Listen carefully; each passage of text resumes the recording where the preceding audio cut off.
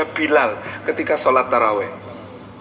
Jadi kalau kita sholatnya 20 rakaat itu tiap 4 rakaat ada penyebutan nama khalifah, penyebutan nama khulafaur rasyidin. Saya dulu pokoknya nganggap saya nesu itu bid'ah ini.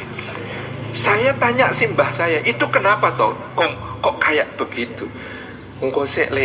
Ceritanya begini, dulu ketika Islam masuk ke Nusantara, ternyata ada yang ikut pengen dompleng, yaitu orang-orang yang membenci khulafaur rasyidin.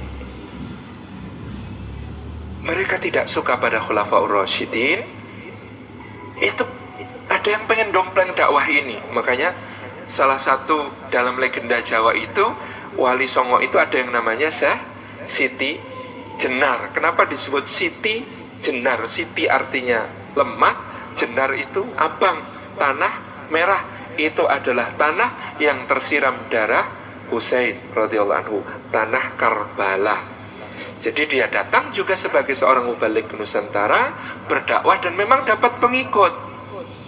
Salah satu buktinya nanti juga dalam babat ini, sebelum kita masuk ke tema utama babat Tanah Jawi, ada banyak versi babat Tanah Jawi ini, tetapi bisa digolongkan pada 2 kelompok naskah utama.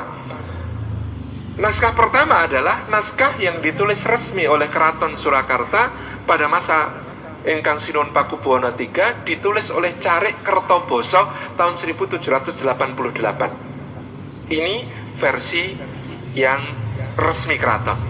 Versi satu lagi adalah versi yang ditulis oleh Pangeran Adilangu dari Demak, keturunan Sunan Kalijaga, yang diterbitkan lebih tua, yaitu tahun 1722. Dua-dua naskah babat ini punya keunikan. Tapi saya ingin kembali ke yang tadi dulu, yakni tentang Syiah. Ternyata datang ini juga di dalam babat ada bukti yang bisa kita rujuk. Di dalam naskah babat Pangeran Adilangu tentang murid Syekh Siti Jenar namanya Ki Kebo Kenongo yang berkedudukan di Pengging, Boyolali, yang kemudian dituduh bughat, memberontak, membangkang kepada Kesultanan Demak. Itu Ki Ageng Pengging itu punya 2 ekor anjing. Anjing ini dia lempari batu kalau sedang marah. Anjing ini oleh beliau diberi nama Abu Bakar lan Umar.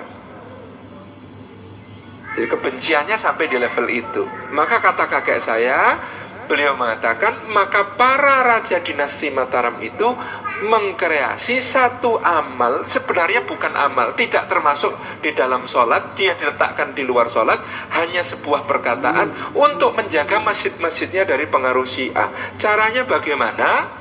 Al-Khalifatul Ula Amirul Mukminin Abi Bakr Siddiqi hal tardu'an, maka dijawab nardu'an. Al-Khalifatul Tsani Amirul Mukminin Abu Hafsin Umar ibn Khattab radhiyallahu anhu hal tardu'an, nardu'an. Nah, pertanyaan kemudian dijawab hadirin, nardu'an ini untuk menjaga rakyat Mataram dari pengaruh Syiah. Ternyata begitu caranya. Saya tanya, mau kok nggak jadi bid'ah boh itu? Wow, nggak ada tuntunannya kok melaksanakan yang seperti itu. Yo dianggap bid'ah, yo piye yo le. Neng itu ketika itu diperlukan untuk menjaga akidah. Orang Syiah ikut tarawih di situ mesti nggak kuat,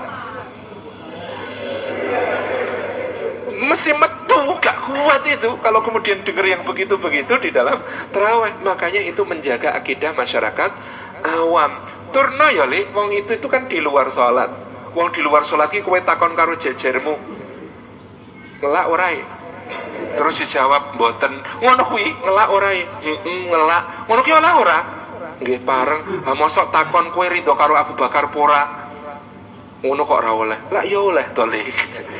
Jadi ini bahasa kakek saya ketika menjelaskan bahwa yang seperti ini dulu dipakai untuk menjaga akidah. Masya Allah, kalau itu benar memang demikian keadaannya, betapa luar biasanya bagaimana para ulama ini kemudian menjaga kita semua masyarakat awam dari pengaruh-pengaruh yang berbahaya.